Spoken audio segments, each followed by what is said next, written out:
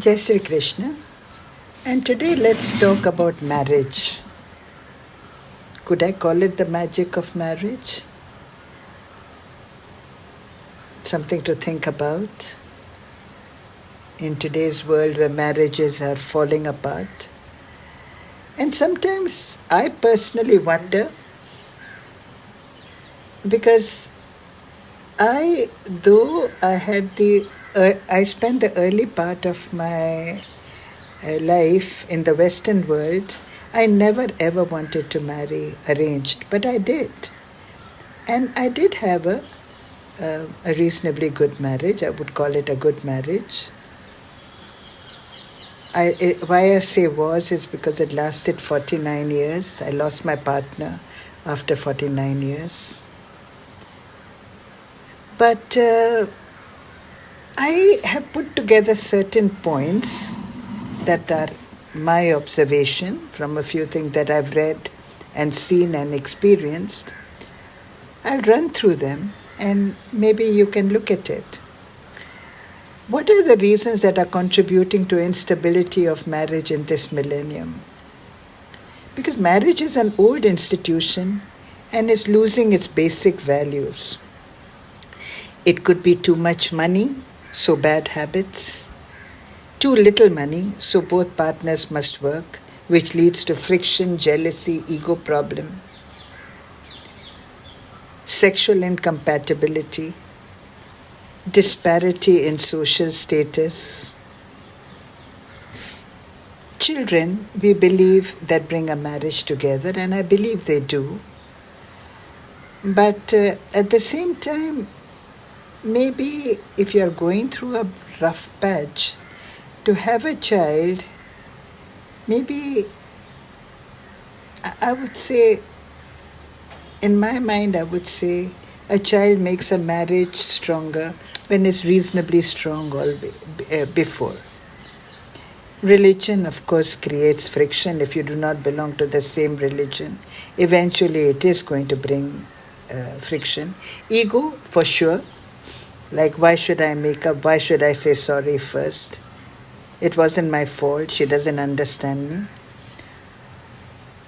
Now, reasons for breakups could be the patriarchal mindset, that is imposing views on young people, both married and otherwise, not letting them find their own way but total interference with their beliefs. Impatience with mistakes made by the younger generation. Now, what are the solutions? In my mind, the first solution to all problems is effective communication. Listen more, talk less. I notice that while people are fighting, while your partner is saying his point of view, you're not listening. You're already thinking of how to counterattack. I would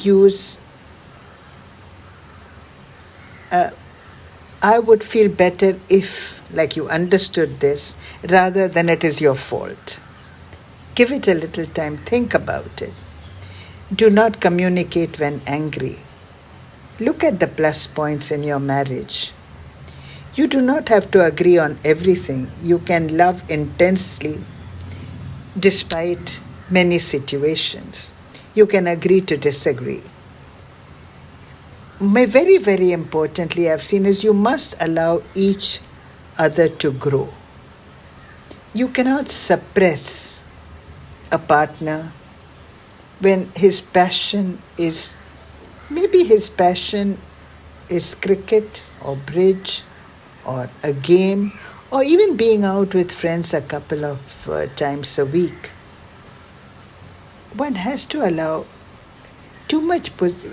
I remember I used to initially feel that if someone is jealous of another, they should be happy because maybe the partner loves. But then I realized it was more a question of possessiveness.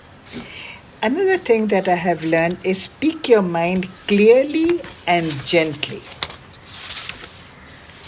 I would say very, very often people say he doesn't communicate with me. But I learned this. I said, Do not ask, "How was your day?" Ask a specific question if you want to know about, did this problem of yours get sorted out, or what kind of a mood was your boss today? Because if you are going to ask how was your day, chances are that the answer will be, oh, fine. Don't forget, men come from Mars and women come from Venus. We may not be able to understand each other fully, but we can still love each other. Celebrate the difference and compliment one another. I believe that a great marriage is not when the perfect couple comes together. It is when an imperfect couple learns to enjoy the differences. I think that maybe children should not be pressured into getting married. Parents need to get educated on the changing patterns of life. What was right during their time, maybe it's not so right now. So you should think about maybe the Thoughts on Marriage by Khalil Gibran. I don't remember the exact words, but that they should not stand too close together, but a little further apart. That means allow each other to breathe, allow each other to grow.